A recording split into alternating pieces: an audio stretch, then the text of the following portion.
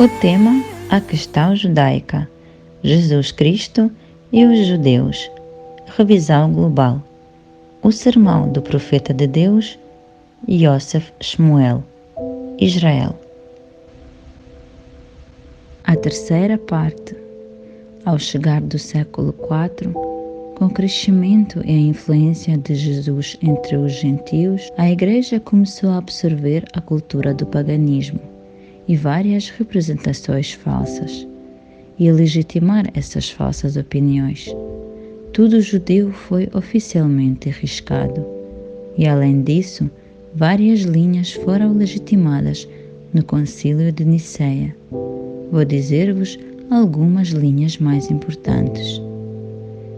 Eu preguei muito sobre isso, ao fim de alertar e abrir os olhos dos gentios, pois estamos a viver no tempo de unidade, quando todas as religiões estão a destruir-se completamente, e a verdadeira comunidade do Messias Jesus irá permanecer.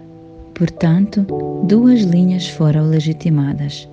A primeira é uma renúncia completa dos judaizantes, ou seja, para não ter nenhuma conexão com eles, com os primeiros.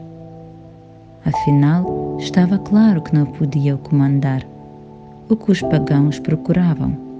Quando você tem alguma outra continuidade, você deve abandoná-la e criar algo de sua preferência, sua própria subcultura, e legitimá-la. Isto é basicamente o que eles fizeram no cristianismo. Os judeus foram completamente excluídos. Todo o judaísta, ou seja, uma pessoa que cumpra o Shabat traduzido do hebraico como sábado, que cumpra o sábado, que é o mandamento de Deus, honrar o sábado, que cumpra feriados judaicos, foi rejeitado. Há uma ressonância com a cultura judaica. Surgem feriados cristãos completamente diferentes, como Páscoa cristã. Jesus se torna um Deus, ou seja, um novo Deus é legalizado, e a Trindade é um Deus trino. Tudo isso foi e é hoje estranho aos judeus. Portanto, os judeus que criam em Jesus, aqueles que o aceitavam, eram considerados uma seita judaica. Após o século IV, os judeus que criam em Jesus encontravam-se numa condição muito difícil, até o ponto de terem sido perseguidos, tais perseguições conhecidas que ocorreram em Portugal e na Espanha, onde a Igreja Católica era muito dominante, e os judeus foram forçados a aceitar o cristianismo. Os judeus estavam deprimidos com aquela condição, porque a Igreja Católica aterrorizou a sociedade em manifestações como a Inquisição, a caça às bruxas, etc. É claro que não há espiritualidade nisso. É apenas política e uma tentativa de dominar, e simplesmente matar todos os que não agradam. E eles não podiam lidar com os judeus, porque eles eram diferentes em suas crenças.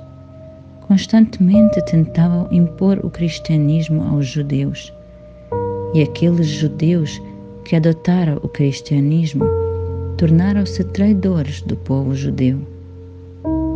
E por isso, a partir de então, desenvolveu-se uma atitude negativa em relação aos judeus que se converteram ao cristianismo e acreditam em Jesus, ou seja, são chamados de traidores, porque essas eram as pessoas que queriam realizar-se de alguma forma na sociedade, mas tinham que trair a sua fé raiz.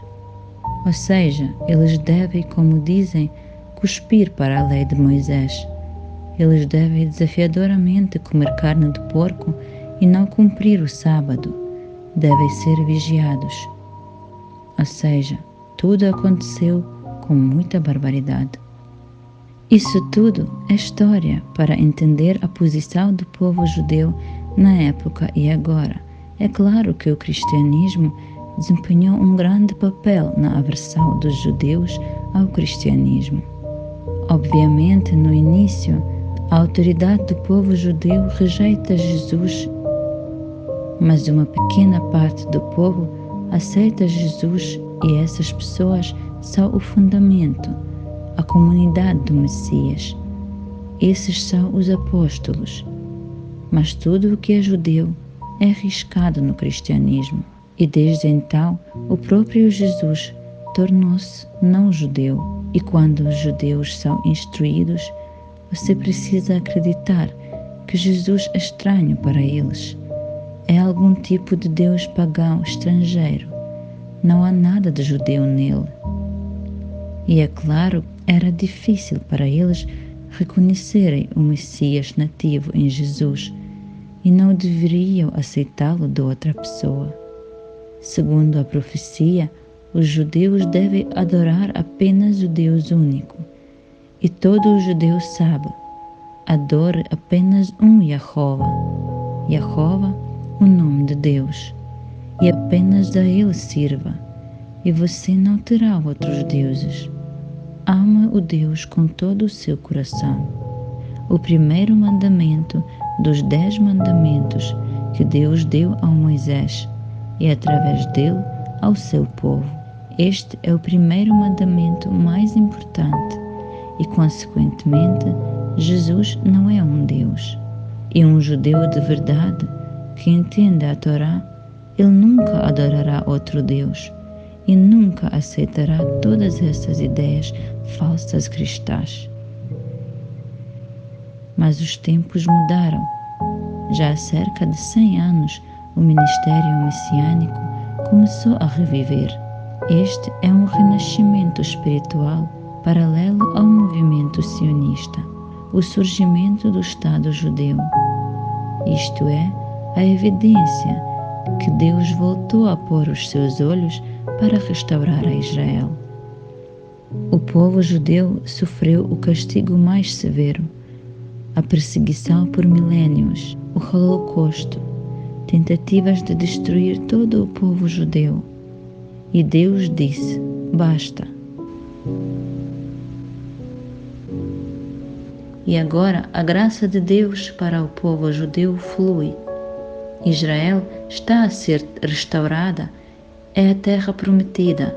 As leis do governo são transferidas para o povo judeu, ou seja, para Israel. Surge o Estado de Israel, que é nomeado em homenagem ao patriarca Jacó, cujo outro nome é Israel, o que significa todo o povo judeu. E neste momento, ainda um pouco antes, vários movimentos protestantes estão cada vez mais a começar a entender o significado judaico, as raízes judaicas de Jesus Cristo, não na mesma extensão que estou a explicar agora, mas no seu nível, isto é, um renascimento espiritual está a ocorrer. Eles estão a tentar transmitir isso ao povo judeu, e eles não são rabinos, professor em hebraico.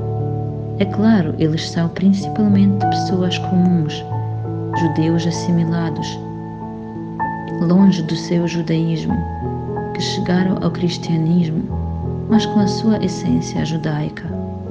Eles cavam e descobrem que Jesus é judeu. Embora eles ainda aceitem que Ele é Deus, o movimento messiânico está a ser desenvolvido em pequenos passos, para ser continuado.